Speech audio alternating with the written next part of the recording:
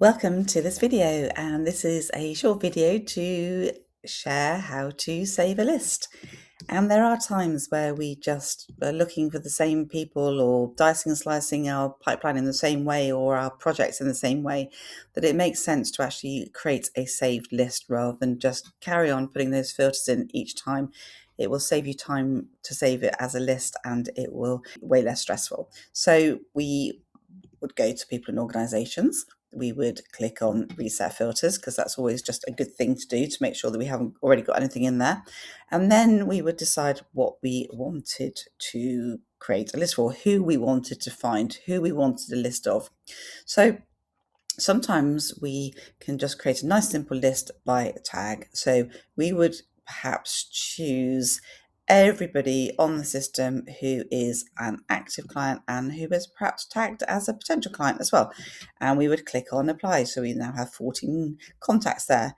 And what we might do is we might want to find just the people who are tagged in that way. So we might go to more filters, click on type, choose person, and then apply, and that brings the list down to 8. And then we may go to more filters again. Perhaps we want to find everybody who has an email address or who doesn't have an email address. So we click on has email address, we click yes. So we would apply, and we've got 5 records there. And maybe we want to find who we've contacted or haven't contacted in a certain date. So we go to last contacted, and we can choose is after or before or within the last or within the next. So we can add all sorts of things into these lists. So these are actually filters that come from the system itself. But what we can do is we can also include our own custom fields that we've added in. Maybe we want to do some analysis on where our contacts came from. Maybe we want to find all of our organizations that are a particular legal entity. Maybe we want to find all of our clients that have had a particular service. Or maybe we want to find people that we've met at certain networking events. So we can do all of that. Quite complex, which means that it makes sense to save it as a list. So you just click on save list, and you would actually call it something that would mean something to you in a few weeks' time after you've forgotten what you set up. So maybe client active and potential people who have an email address. And if you have more than one user on the system, then you can make that list available to other users, and you would click on save. And then when you wanted to come back to that list, you'd go to people and organizations, and you would, it retains the information there. So let's just click on reset, and then you go to save lists, and then you would scroll down, and here we have client active and potential people who have an email address. And we click on that and we come into this area. And what that means is that when we add new contacts onto our CRM and they have those tags, then they will be automatically added because it's the filters that are saved and the content is dynamically updated.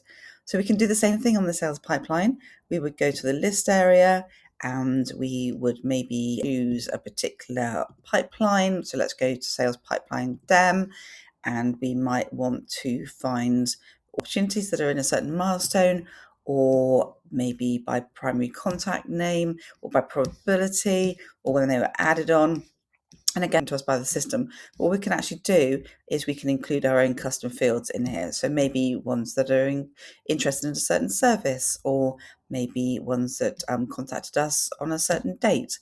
So we can add our own custom fields into the filters here. And the same thing, we would save that list. And we can do the same with projects. So we would go to projects and we would go to the list view, and we would pop in the parameters that we wanted to create the list on, and we would save them in the same way, exactly the same way. So it's really useful to have these lists and save lists. We do have some really nice reports in Capsule, and the reports really are more about the activity types and the tasks, etc., rather than giving us a list of contacts that meet certain criteria. So do use save lists to really save yourself time and help you be more efficient and productive. Also, when we save the list, then Transpond, Capsule sister company, the Omni marketing tool, and look at those lists on people and organizations. And then that is an actual segment in Transpond. So we can create a list in Capsule that Transpond can send a nice snazzy communication out to. So lists are really useful, and another way they're useful is that we can actually search for people based on the attributes of an organization. So let me show you how to do that. So we may have tags that are different for an organization, or we may have organizations that match certain criteria. Maybe it's a particular type of legal entity or something like that. But what we can do is we can search for the people that work there. So those people haven't been tagged in that way. Those people haven't have those custom fields populated, but we can find them based on the attributes of the organization. So we go to more filters and we click on more options, and we check this box, filter based on property to the associated organization, and then we would maybe find the organizations that are tagged in a certain way. And then you see there's no organizations here, it's just the people that work at the organization that was tagged as active client. And this gets even more useful on the growth plan. And if you're on the starter plan, then do talk to me, because all of my clients get an upgrade to growth for 50 with a 50% discount for 3 months. But what we can do is we can use the enrichment functionality. So on the growth plan, you get enrichment, and this means Capsule goes out to the universe and finds information that's in the public domain. So we can actually find organizations on our own system that have a particular revenue or a number of employees, because Capsule goes out and finds them. So this information is not on Capsule, it's out in the public domain, and Capsule is finding that information for us, and we can include that and build that into the filters and the lists that we create. So really, really useful stuff.